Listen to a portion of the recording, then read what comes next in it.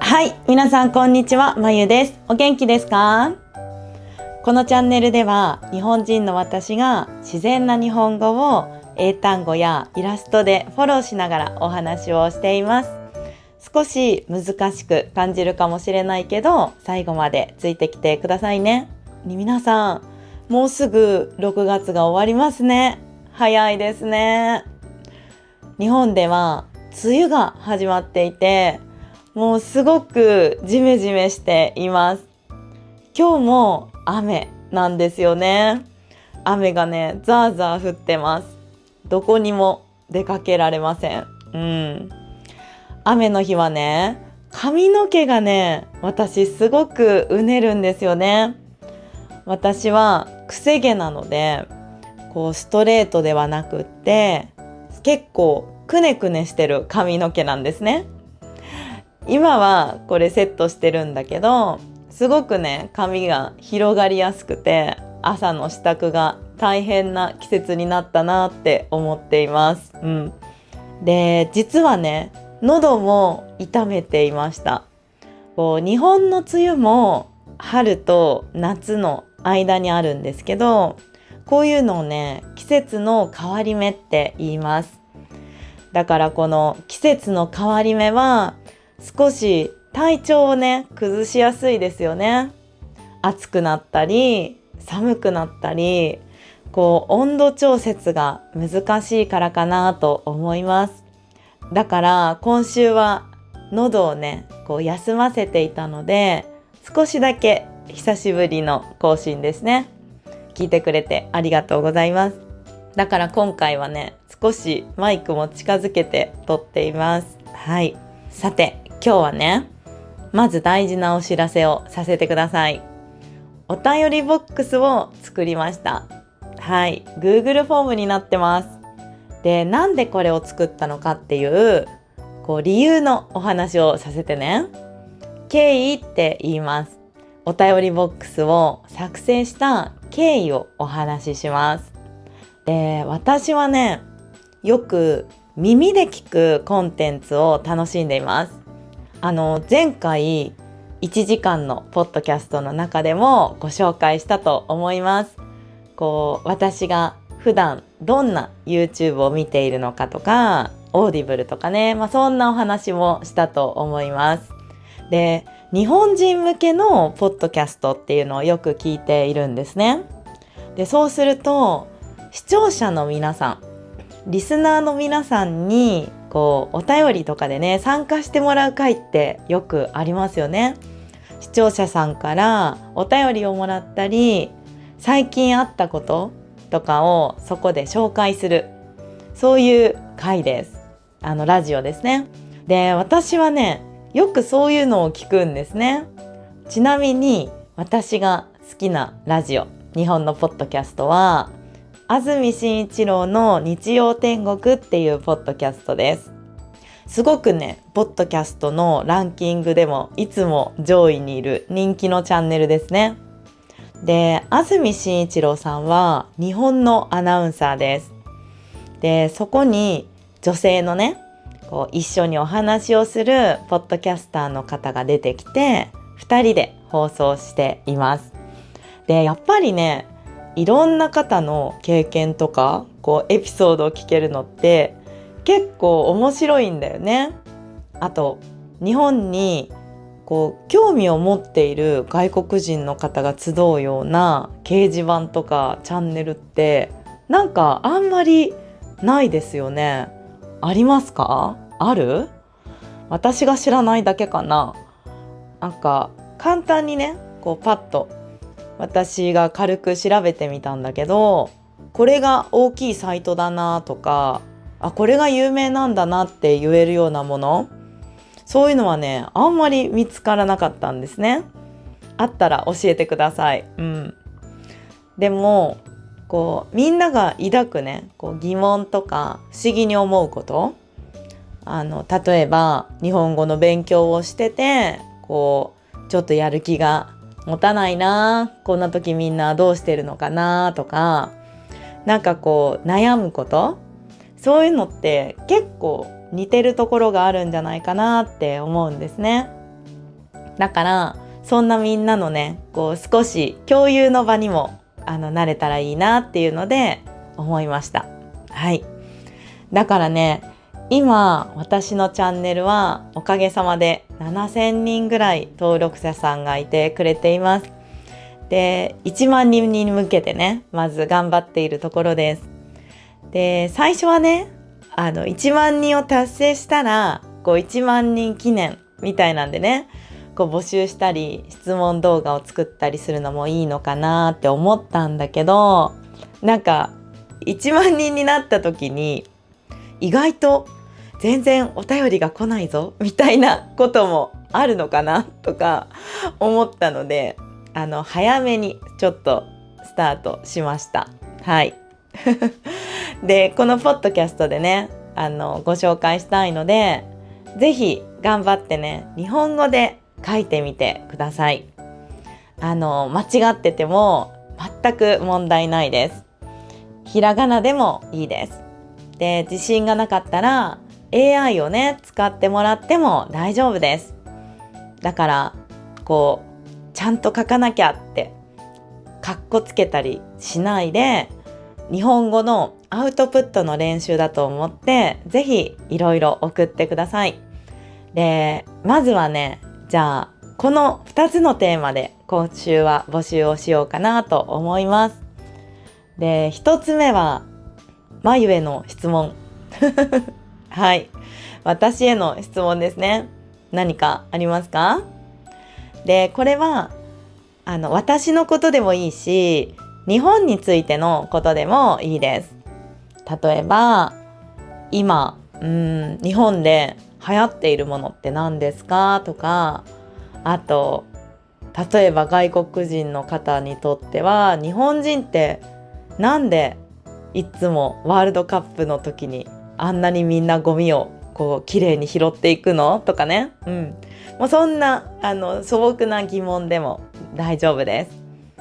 日本人ってこういうところがあるって聞いたけど本当？とか、あとは日本人の好きな子にねどうやってアプローチしたらいいかなとか、そういうのでも大丈夫です。何でも受け付けます。はい。できる限りの範囲にはなるんだけど答えていきますね。で2つ目はみんなが日本語を学んでいる理由をぜひ教えてください。でこれみんなが日本語を学んでいる理由って何ですか？何かな？仕事かな？それとも漫画とかアニメとかこう好きなことがきっかけかな？理由をねこう説明するときにはよく何々だからっていうのを使うよね。こう日本の映画が好きだから学んでいますみたいにね。でも好きになった最初の出会い、こういうものと出会って日本語に興味を持つようになったよ。そんな時にはきっかけっていう言葉をねよく使います。特にこう具体的な名前を出してね、この漫画とかワンピースとかさ、この映画君の名はとか、そういうものの名前を出して言うときにこう使いますね。だから例えばイカゲームがきっかけで韓国ドラマにハマったみたいな感じです。そう、イカゲームっていうドラマとの出会いがあって、そこからずっと今までこう好きだよ、韓国ドラマが好き、出会ってからずっと続いてる、継続してる、なんかそんなイメージかな。できっかけっていう言葉には前向きで運命的なね、そんなニュアンスがあります。便利な言葉なのでぜひ覚えてみてください。なので今回はねこの2つです。私への質問、そして日本語を学んでいる理由です。この2つどっちを書いてくれてもいいです。どっちだ片方だけでも大丈夫です。お便りがたまったらね、いくつかこの中でご紹介しようかなと思います。で Google フォームなのでちょっとね返信は一つ一つ返していけないんだけど、この場で紹介をしたりすべて必ず読ませてもらいます。ぜひぜひ皆様からのお便りをお待ちしています。お願いします。でね、安心してください。この友達とね、話すようなポッドキャストはずっと続けていきます。最近あったこととか、あと日本について思うこととかね、みんなこの場でね、いろんな私も話をするとコメントで返してくれたりとか、それがね、私も友達とやり取りをしているような気分になるんですね。すごく嬉しいです。で、この動画を作るようになってね、私はこの字幕、これを自分で編集しているんです。そうすると、自分がよく使っている言葉がすごくたくさんあるんだなっていうのに最近気づいたんですよね。普段ね、何気なく使っている言葉です。何気なくっていうのは、特に意識をしたり、気を使ったりせず、そういう意味ね。自分が自然と喋っている言葉だけど、字幕ってそれが全部文字になって出てくるでしょ？そうすると、あれ？私またこれ言ってるわっていうね、すごいよく思いながら編集をするんだよね。だからちょっとね、今回はあるツールを使って調べてみました。テキストマイニングっていうのがあってね、それで調べてみました。で、これはね、説明するよりも見てもらった方が早いと思うので、ちょっと画像を出しますね。でも耳で聞いてくれている方も楽しめるようにフォローしていきます。はい、じゃあじゃん。単語がね、たくさん並んでますよね。これね、このポッドキャストには一応台本があるんですね。だから字幕を作る時のテキストのデータもあります。だからそのデータをね、全部読み込ませます。そうすると一番たくさん使われた言葉をその使われた順番によって大きさで表示してくれるんですよね。大きい文字はたくさん喋った言葉です。で、小さい文字もここに載っているので2回以上は絶対出てきてると思います。これってつまりネイティブのね、私が本当によく使う言葉だなっていうのを示しているんですね。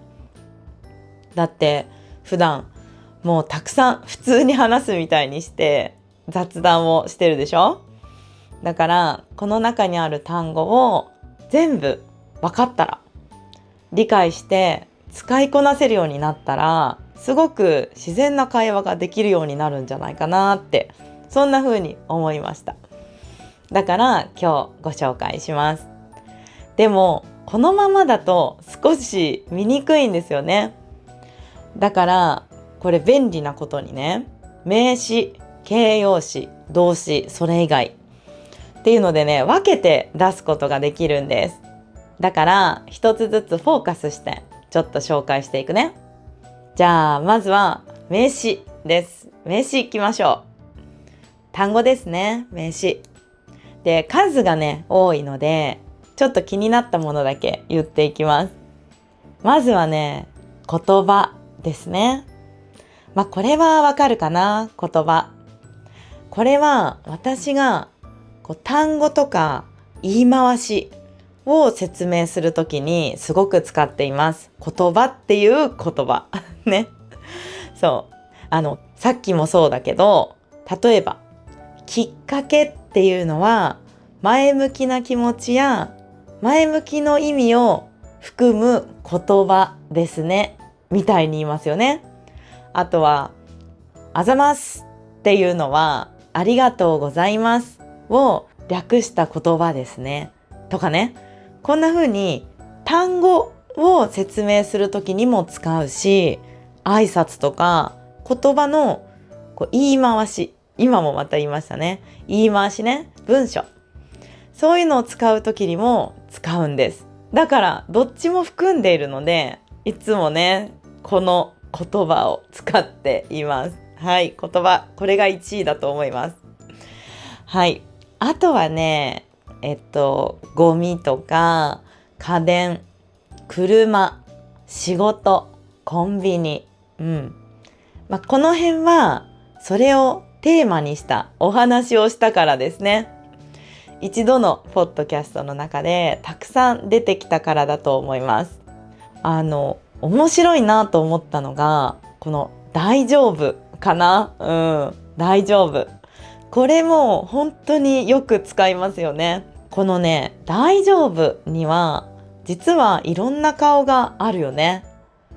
例えば単純に問題ないですよっていう時、私がこのポッドキャストで使っている大丈夫はこの問題ないよの方だと思います。例えばお便り送ってね、日本語間違えていても大丈夫ですよね、こういう風に言いますよね。あとは例えばギスギスっていう言葉はなんとなく雰囲気が嫌な感じ、そう思えてもらったら大丈夫ですとかね、こんな風に使ってますよね。大丈夫、そんなに気にしなくてもいいですよとか、完璧じゃなくていいよ、背中をねポンと押すような、安心してねっていうメッセージとして私はよく使っています。でももう一つの大丈夫ありますよね。それはお誘いを柔らかく断る時の、いや大丈夫ですっていう時の大丈夫。これはね、意味としてはノー、そう結構です、これを柔らかく言っているんですよね。これがね、みんなにとってはなかなかややこしいかなっていうふうに思います。これ有名ですよね。何か質問された時にね、はい、いいえ、大丈夫です。もうね、この3点セットでぜひ最初から覚えてください。もうそれぐらいよく使う言葉ですね。いいえってあんま言わないんだよね、会話で。大丈夫ですの方がたくさん使います。あとこれ絶対ね、絶対、これもね言いますね。絶対で、絶対っていうのは基本的には 100% そうだ、間違いなくそうだ、必ずそうなる、そういう意味だよね。だから絶対行くとか、ポッドキャストでも絶対美味しい、これ絶対美味しいじゃんってなる日本語、そんなお話もしましたよね。必ずっていう単語と同じ意味なんだけど、話し言葉、自然な日本語でね話すときには絶対行くねみたいな感じでね、必ずよりよく使います。この絶対マスターしてください。はい。あとはね、ここには載らなかったんだけど、私が字幕を編集してて気づいたのは実際っていう言葉です。実際ねって。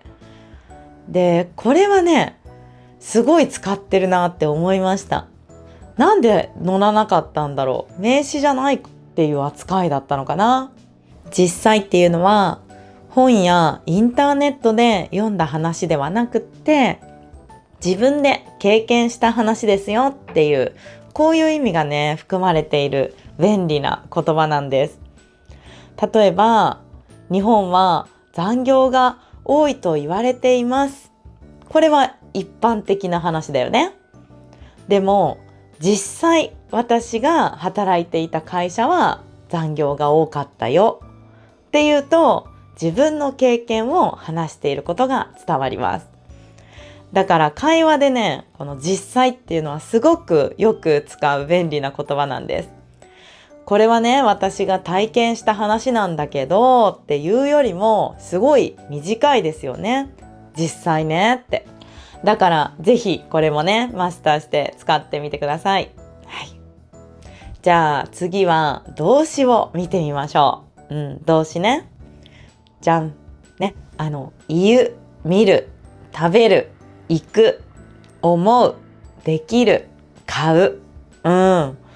もうこのあたりはね、すごく必須の動詞ばかりが並んでいるかなと思います。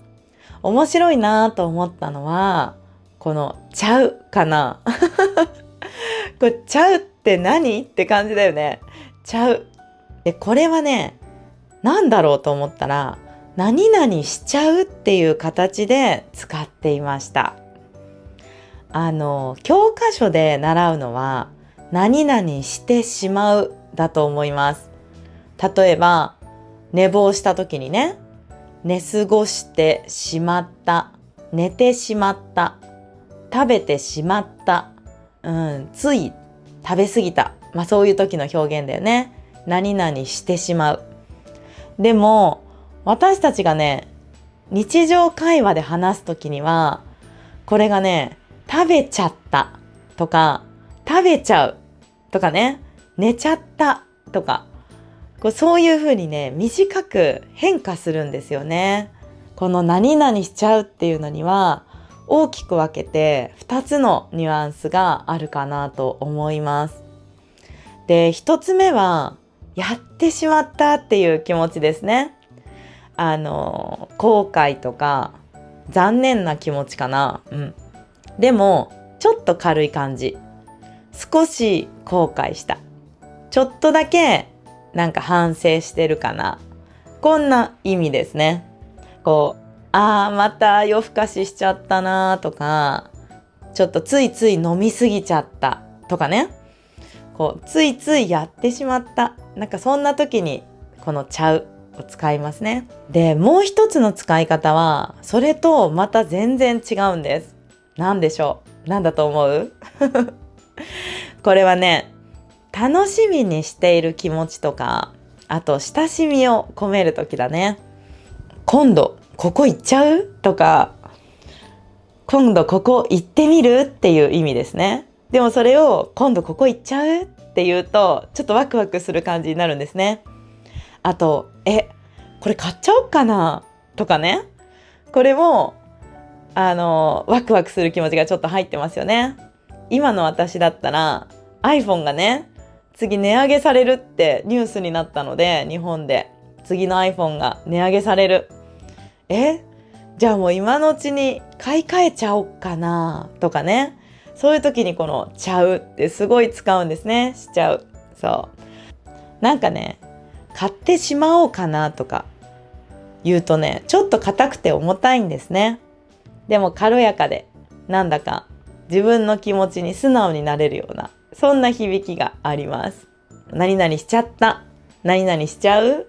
そう、これをね、ぜひ口に出してみてください。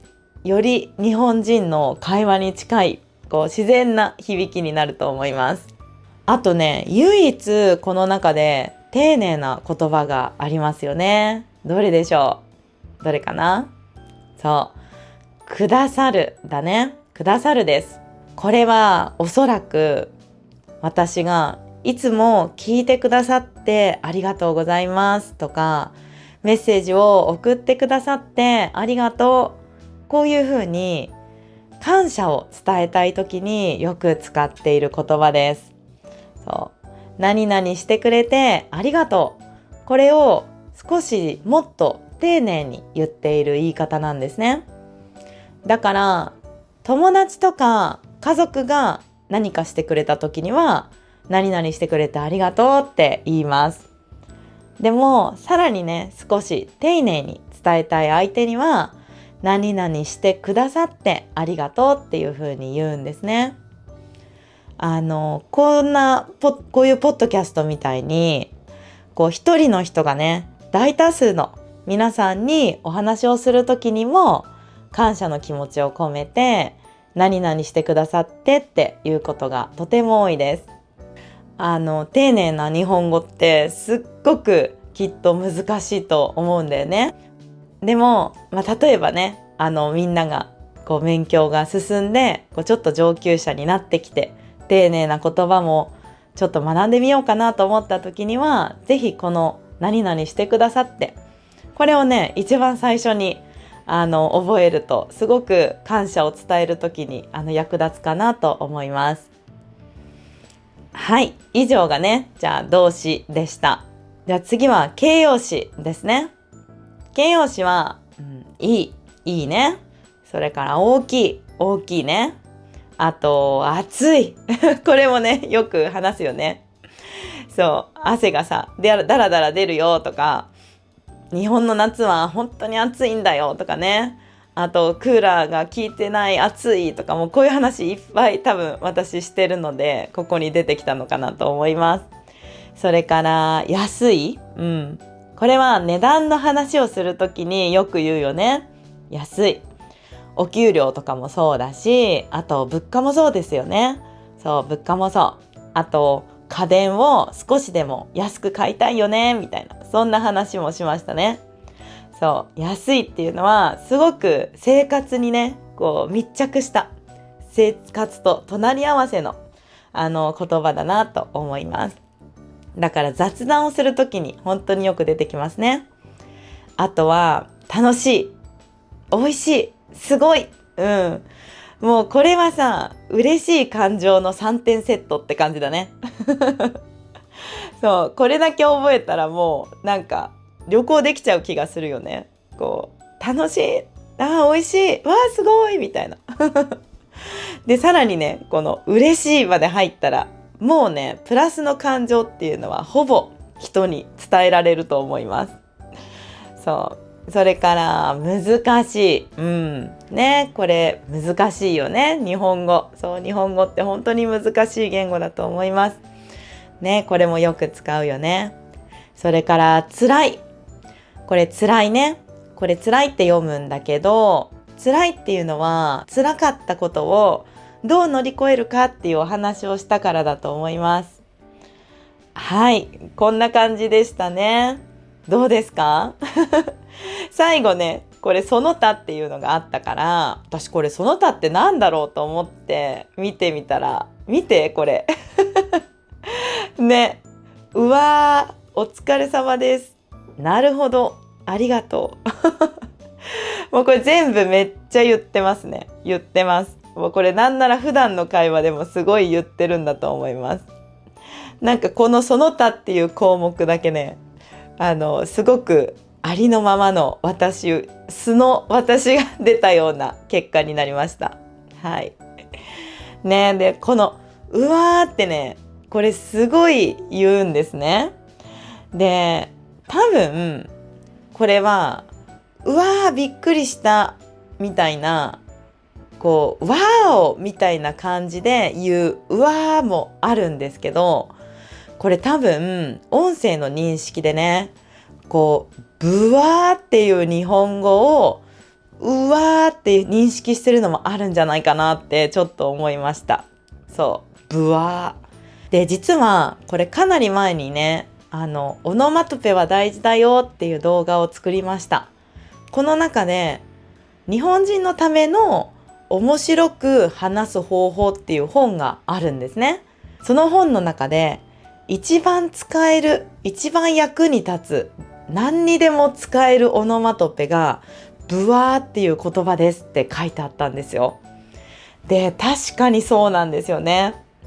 これはね、教科書には絶対載ってないと思います。でも実際ね、何にでも使えるんです。こう強調したい時とかにね、話の中ですごく使えます。カジュアルなこう雑談とかお友達とかと話す時にぴったりですね。例えば汗が出てきたっていうよりも、汗がブワーって出てきたって言った方が汗が出てたくさん出てそうでしょ。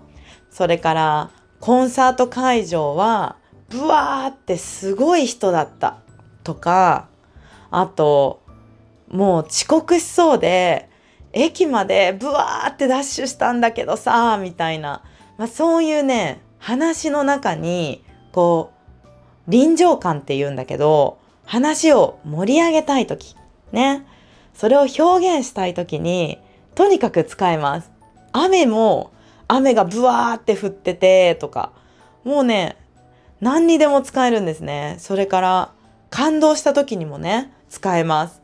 あの映画を見てブワーってこう涙が出てきたとか、ブワーってこう気持ちがぐっと盛り上がったとかね、本当に何にでも使えるオノマトペなんです。ブワー。はい、ということで私の口癖をね、なんだか全部出したような、丸裸にしたような内容だったんだけど、楽しんでもらえたかな？自然な日本語を話すときによく使っている言葉なので、今回取り上げてご紹介しました。なんかこれらをマスターしたらね、日常の会話は結構伝えたいことが言えるようになるかもしれないです。それでは今日は喉を休めているので1時間より少し短めの動画でした。で、皆さんからのお便りですね、ぜひぜひお待ちしています。また次の動画でお会いしましょう。またね。